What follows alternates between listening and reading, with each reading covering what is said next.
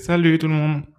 Alors, aujourd'hui, on va vous parler un petit peu de ce qu'on a mis, nous, en place au quotidien, personnellement, pour pallier aux effets secondaires, soit de nos maladies, enfin, aux effets de nos maladies, ou de nos médicaments. Parce qu'il faut savoir qu'il y a des effets secondaires aux médicaments qu'on prend. Voilà, comme la plupart des médicaments d'ailleurs. C'est ça. Donc, zut à côte. Bon bah déjà moi j'ai une to-do list qui me permet de tout retenir parce que la mémoire et moi ça fait zéro, je sais pas comment on dit mais Ça fait d'un zouet. c'est ça. Donc là c'est très compliqué de tout retenir donc la to-do list elle me sert énormément pour me rappeler tout ça. Donc une to-do list c'est une liste de choses à faire en fait, voilà. Pour la plupart des personnes qui ont des médicaments comme nous vont savoir qu'on a des troubles de la mémoire à cause des médicaments ou de la maladie, enfin ou les deux liés, de toute façon ça n'aide pas. Et on a effectivement, pour moi aussi, j'ai une tonne de listes. Si je vous les énumère, on en a pour 10 minutes. Mais du coup, j'ai une tonne de listes.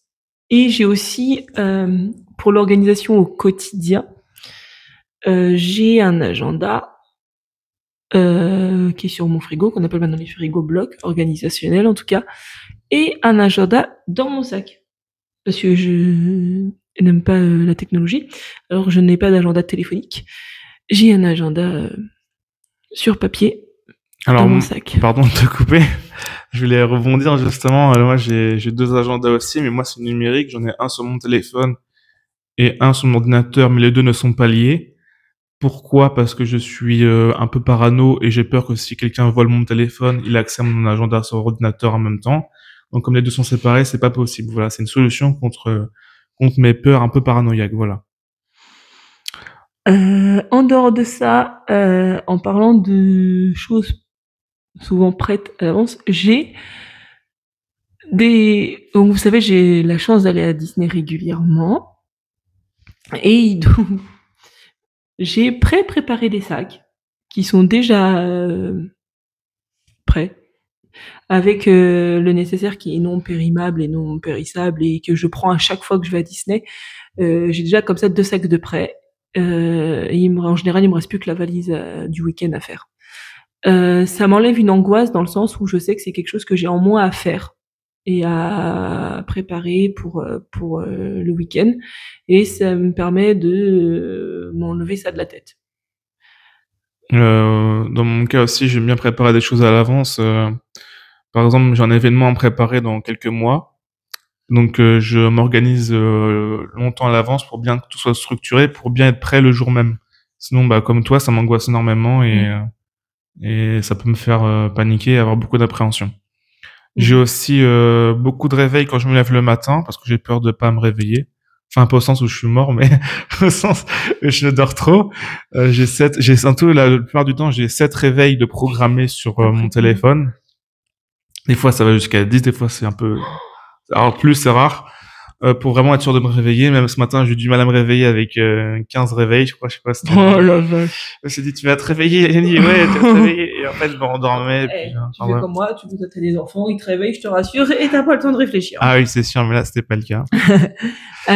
Moi, en ce qui concerne par contre, par exemple, le budget, pour éviter de me retrouver en banqueroute quand je suis on va dire en up, oui, c'est ça, c'est en up, et que j'ai des pulsions d'achat, je fonctionne par enveloppe budgétaire. Donc déjà de base, j'ai mon budget qui est découpé en parties et je sais ce que je peux dépenser en loisirs, en restaurant, en shopping, en vêtements, enfin bref, voilà.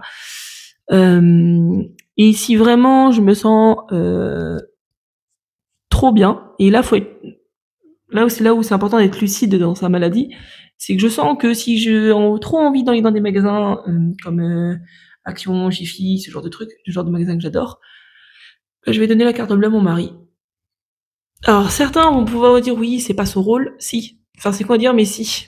C'est son rôle. Il sert de garde-fou, quoi. C'est ça fait partie de son rôle d'aidant, et surtout de gardien de l'argent, parce que sinon on va se retrouver en banqueroute à un moment donné. Mais même si j'ai la conscience qu'il faut que je fasse gaffe, à un moment donné, quand on est pris dans la compulsion d'achat, on fait même plus attention. Et surtout que je vais même pas forcément acheter pour moi, hein. Je vais acheter pour tout le monde, mais voilà, on va être pris dans quelque chose qu'on ne contrôlera plus. Et si il m'arrive d'être consciente, des fois il m'arrive d'en être consciente, des fois il m'arrive de ne pas en être consciente, et c'est mon mari qui va me demander de la carte bleue.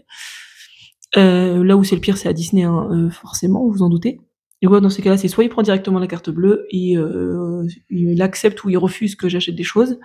Et il va y avoir une discussion de budget à aborder. Parce que moi, je peux très vite en sortir avec un panier de 500 balles, hein, ça me dérange pas.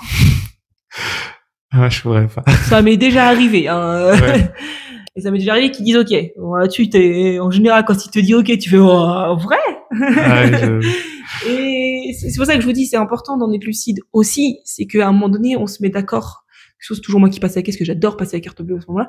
Mais c'est d'en être lucide aussi. C'est-à-dire que quand vous savez que vous allez dans un endroit que vous adorez comme Disney et que vous n'allez pas avoir cette pulsion de vous dire non, il faut avoir quelqu'un derrière qui vous dit non, parce qu'on peut pas tous les 2 mois sortir 500 balles du portefeuille parce qu'on les a c'est pas. un budget, quoi. C'est clairement un budget et c'est pas possible.